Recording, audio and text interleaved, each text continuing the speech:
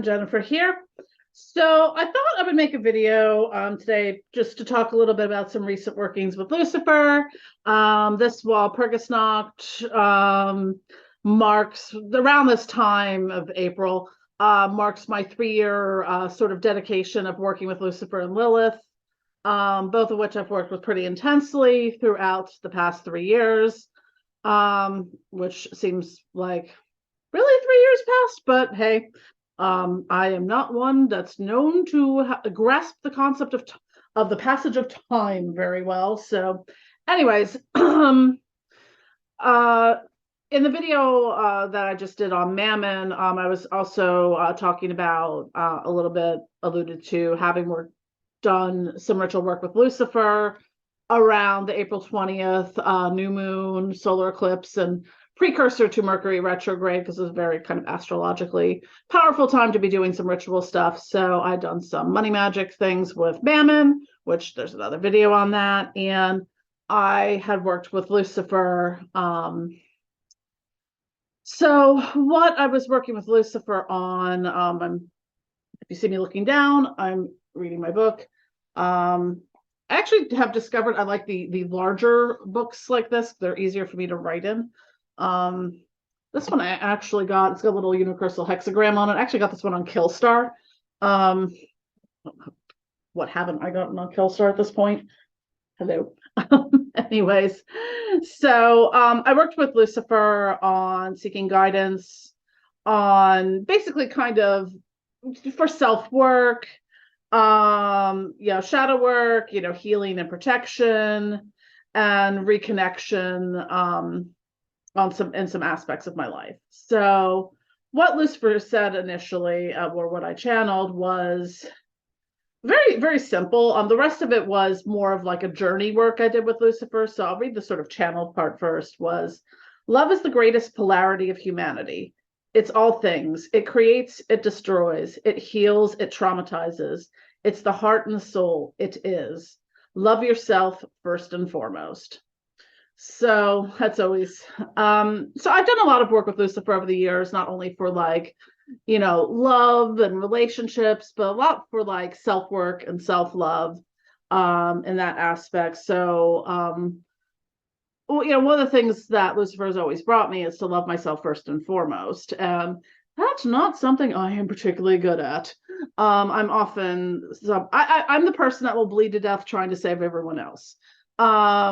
Because me bleeding to death is the least of my concerns. Saving everyone else, that's my top priority. So in moving on from the message, in the work with Lucifer, I think I just kind of jotted down my sort of bullet points and notes. Again, the first time I'm reading this, so bear with me. So Lucifer took me to Pandemonium. He explained all the different types of the infernal realm, quote unquote hell, from different cultural and religious interpretations. Sort of like, well, here's the, hell of the Norse, the hell of the, Catholics, the hell of the, this, that, and the other thing, in that sense. So they're all their own sort of fears. I don't know how to explain it, but I think it goes into it a little further. So he also went on to explain that God, source energy, universal life force energy, and Satan, quote, I put these in quotes, the infernal energy, demonic divine, cannot exist without each other. So I go on to note that some souls take brief respites in the infernal or celestial realms before reincarnating in order to heal and to integrate. So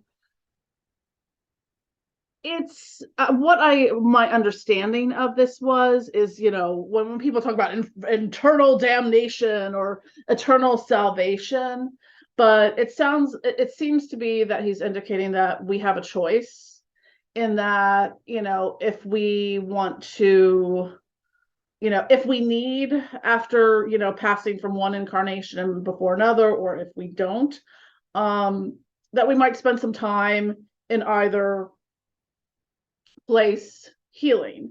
And now this is moving past the dichotomy of good and evil, heaven and hell as, paradise and torture versus, damnation and torture, because a lot of that was just meant to scare you into going to church and being a good little church going person and giving your money to the church, while the church does bad churchy things. I'll leave it at that. So it seems like after you pass, you can go to either of these realms to sort of rest, recuperate, heal, integrate, like any karmic things that you have, learned, or, that and there always is going to be karmic carryover into the next incarnation. Because I've always, like, reincarnation was the first thing I ever believed in as like a small child. So it's always been one of my core tenant beliefs. So one of the other things that I note is that some souls are too corrupt to ever return, and rather than being tortured, on the rack with, demons with horns and pitchforks, and as we kind of have, lots of art and imagery about that, that have come out over the centuries, that some souls are basically just obliterated and turned to dust and cast into the abyss. Like, this isn't going to happen to just everyone. Like, probably, if you're of the leader of the no German status, that sort of type of soul, that's too corrupt to come back. But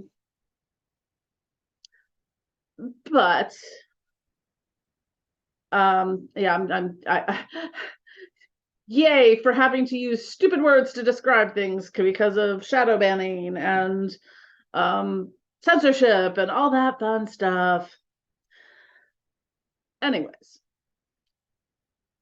postmodern bitching aside, the primordial realm, hell. This is one of the other, sort of hell dimensions within the infernal realm. I'm just calling it hell for lack of a better term. The primordial realm within, or the primordial aspect of the infernal realm, Lucifer seemed apprehensive and couldn't really explain it beyond being raw, elemental, primal emotions, very dark and shadowy. It's the primordial. I've done some work with that type of energy and the connection to it.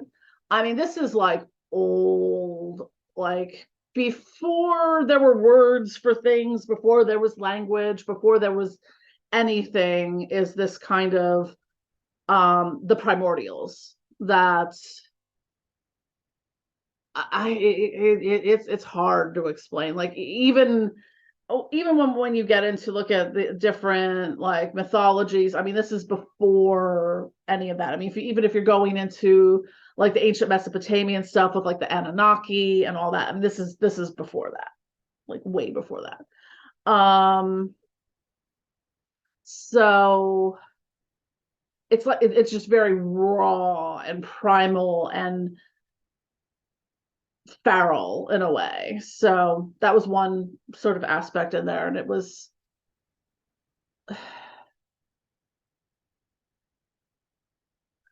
I just kind of got like, we just that it exists there. We don't bother it. There's a do not disturb sign hung on the door kind of sense. So he was also revealing a little bit more about those primordial energies that formed the universe and existed before God or Satan. Moving on to describe Satan as a deific mask, a spirit projection that is an amalgamation of the demonic divine. Which, that's kind of what I work with when Satan as there's, I mean, if you ask anyone who works on the left-hand path, who just is a Satanist, whether they're theistic or non-theistic, there are a lot of, like, some people are just like, Satan's a title. There's, is Lucifer Satan, is Beelzebub Satan, is is it, interchangeable with any one particular entity, or is it a deific mask, that sort of thing. the same of Satan and the same of God is that they're these deific masks that sort of represent all aspects of either celestial energy or infernal energy. So that's it. That's interesting. So we want to know Baphomet is an egregore brought forth to manifest as above the celestial angelic realm and so below as the infernal demonic realm. Interesting. And he noted that Lilith has assumed her Queen of Hell / Infernal Realm role. So that's kind of a little bit, because I had to, this was, most of this was sort of, deep in state. I think I'd taken one of my Amanita muscaria gummies prior to this journey. It was very like in the astral realm. And stuff like that. So, but it was just sort of revealing to me, not that, and this completely did not pertain at all to the ritual work I had done. But it was just like, he was showing me more different aspects of things. I guess like a lot of times when I work with Lucifer, it's kind of like, either I work with him in my own personal astral temple, or sort of in an in-between space, or whether it's, through like meditation or channeling. And, I guess I just sort of, after 3 years, was kind of like, hey, what's going on down here? I don't get down here that often. I think, they've shown me around before, different areas, or, I know that I think my first Star Wars with Lucifer, there was some sort of like, almost like it's like a castle tower kind of thing. A lot of times, like, we were always on the roof platform of that.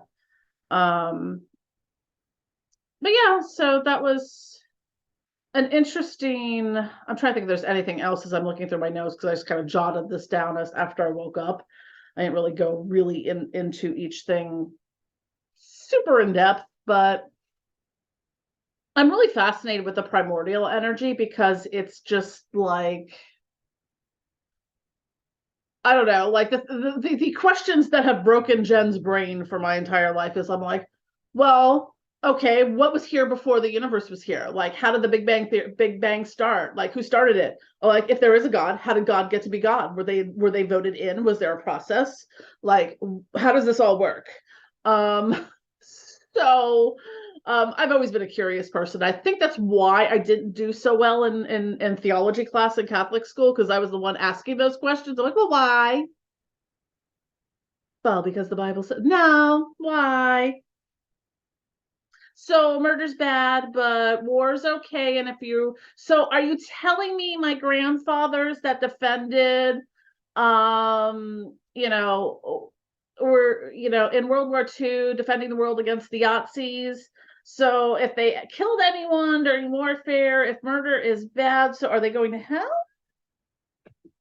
I think it answers to things that I wanted answers to, even when I was like, 14, so, or 15 or whatever. By 15, I was like, yeah, y'all. So, anywho, thus expedited my self-excommunication from the Roman Catholic industrial complex. So, anywho, that is what I have for my recent workings with Lucifer, and just sort of to encapsulate, like, having worked with Lucifer and Lilith primarily for the past 3 years has been a really enriching experience in my life. I get a lot of questions where people are like, oh, have you worked with this demon or that demon, or this god or goddess, or this spirit or that one? And I'm like, and as a lot of us say, it's not Pokemon Go, don't gotta catch them all. Like, I felt like, for me, building the connection with Lilith and Lucifer as the primary, sort of, if you want to say, patron and matron deities, was really important to me. I work with other ones at different points in time, and sometimes in varying combinations. But there's a lot of spirits out there. I mean, there's 72 demons in just in the Goetia alone, like, let alone when you start pulling into, all the ancient cultures and civilizations, all the different pantheons, whether you're in the Greco-Roman, the Norse pantheon, the Celtic pantheon, and that's, not even getting into all of the, African traditional religions and stuff like that. There's a lot of entities out there, a lot of spirits. I'm just using that term loosely because they're called different things in different cultures. So I just want to, use one word instead of being like God, goddess, deity, minor deity, major deity, you know what I mean? Anyways, so that's kind of what works for me is I work with primarily Lilith and Lucifer. And, when it comes to, path working different entities, I find it's best to kind of build your own path with each of them.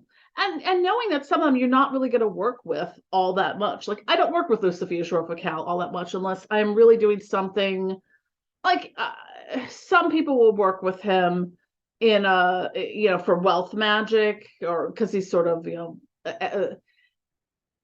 sometimes referred to as the Lord of Pax or Lord of Excess. So sometimes the excess side, which is like, I want to be a millionaire, or I want to win the lottery, or, whatever, that people will work with him on that. I haven't felt a great connection to work with Lucifuge on wealth magic.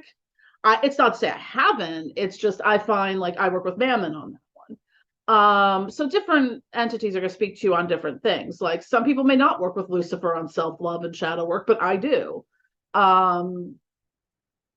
So now going back to Lucifuge, like I tend to work with him more on like stuff having to do with like pacts and like bigger picture things that maybe necessarily don't have to do with, like the excess and the money and wealth magic aspect, but more about the sort of my what I want out of my spirituality, who I want to be in this realm, and how I want to, what my role is. And it's a learning process for sure, and I felt like at times that maybe I was following people more than I was leading. And it's taking what you learn from those around you and building your own, forging your own path and building your own empire around that. And, it's finding a way, like I found that where I am driven, where I am directed to go is in that sending the message of finding the balance between the dark and the light, and also offering the point counterpoint to a lot of the nonsense that's out there. But it's all interpretations. It's not to say that those paths are wrong, but it's some paths will lead you to really dark places and places you don't want to be. And no one wants to be on the wrong side of town at the wrong time, in the middle of the night with a broken down car and your cell phone's out of charge. So anyways, happy 3rd anniversary to working with Lilith and Lucifer. I'm just gonna wrap up here. Thank you for watching. Don't forget to click like and subscribe, yada yada yada. I love you all.